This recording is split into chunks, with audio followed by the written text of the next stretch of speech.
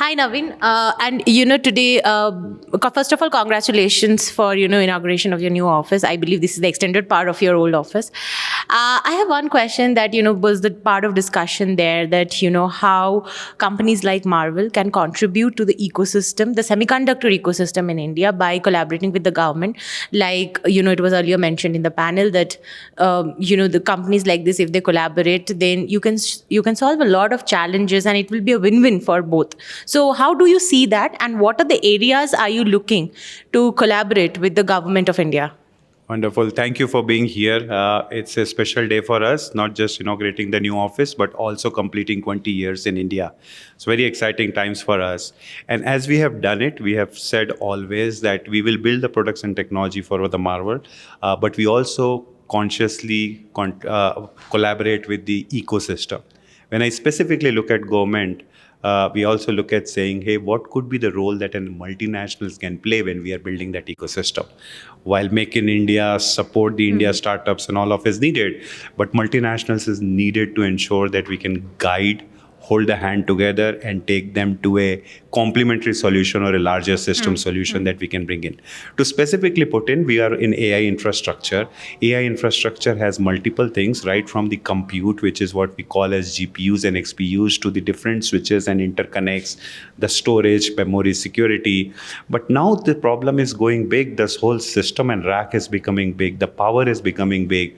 Not every company does all of that, right? So you saw what we put it on the panel is we picked those companies where we are already partnering with. A company which brings the power management solution so that you can take the 800 volt from the power line and convert into 48 volt and then finally down to 2 volt and below so that we can supply the power to the racks that we have.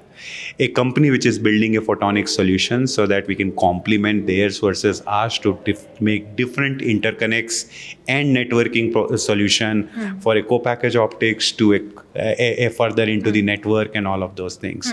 A custom accelerators that we'll have to build in, because in India, the AI inference use case will be very different.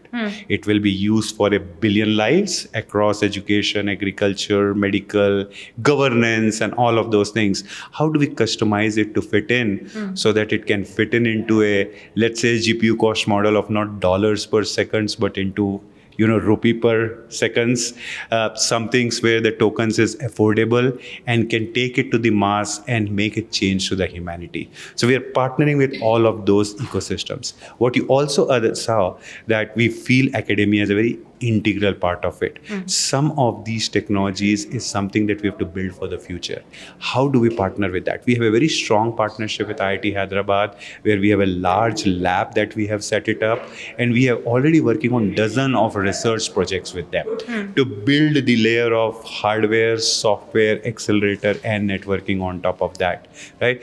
Those kind of partnerships now we are replicating into a test facility at IIT Tirupati, advanced packaging with IIT Bombay, analog mixed signal design with IIT Madras, more photonics and other networking solutions with IISc, as well as continuing to partner with institutes like VIT and MIT so that we can get the design skills and all of that. So combine all of these things together, I think startups, academia, and government in terms of the policy and holding the hand is what we thought we will partner and collaborate. And, you made a huge investment today as you unveiled it today. So how that investment is going to be used, in future? Yeah, the investment is a commitment for the R&D investment. If you look at an R&D perspective, it breaks down into something what we call as a talent or a salary or what you call it, right? That's a large part of it from an engineering population. But to enable that engineering to build the products, you need the tools, you need the technologies, you need the labs, you need the machines, and the infrastructure and all of that, along with investing in the ecosystem on some of these research partnerships. All combined together, we are putting in that commitment that we have done already many hundred millions of dollars, and we are continuing to pump more to ensure we grow the investment to build Marvell products, but build together to solve for India, Asia, and the global markets as well. So this is going to benefit the startup ecosystem, the semiconductor startup ecosystem in India? We will put a part of that to also ensure that we support the startup ecosystem. We are waiting for the details of the Semicon 2.0. Now we have heard that the multinationals can participate and support the startups and DLIs. So that's one angle to look at it. The talent and skill building is there. You heard about the next generation R&D.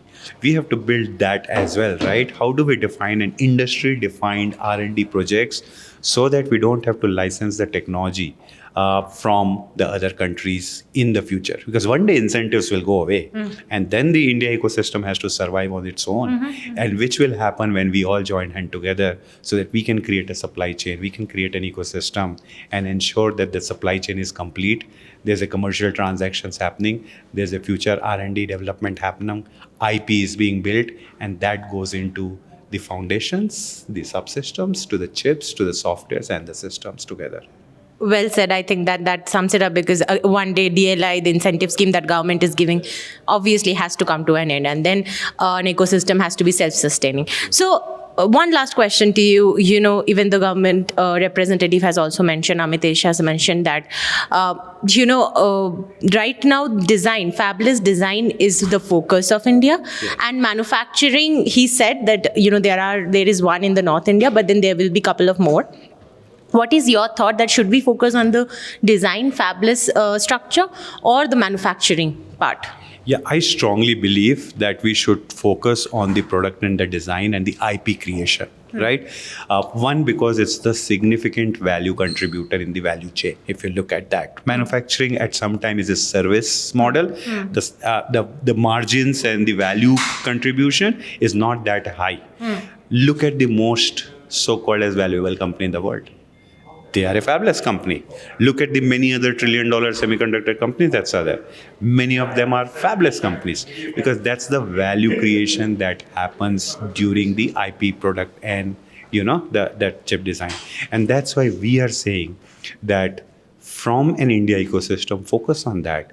Once you accelerate those IPs and that turning into a chips, into a product, you will immediately need many more fabs, many more OSATs, many more EMS, board and other manufacturing system, and it can come in, right? But if you only build fabs, you're probably just moving in the supply chain that it was in one country or geography, and now instead of that it moves here, and it's a low value addition. But if you build the products right from here and then sell to the world, then you have the opportunity to create $1 billion company from here, and probably $1 trillion valuation in the future as well. Right. Thank you so much for your insights.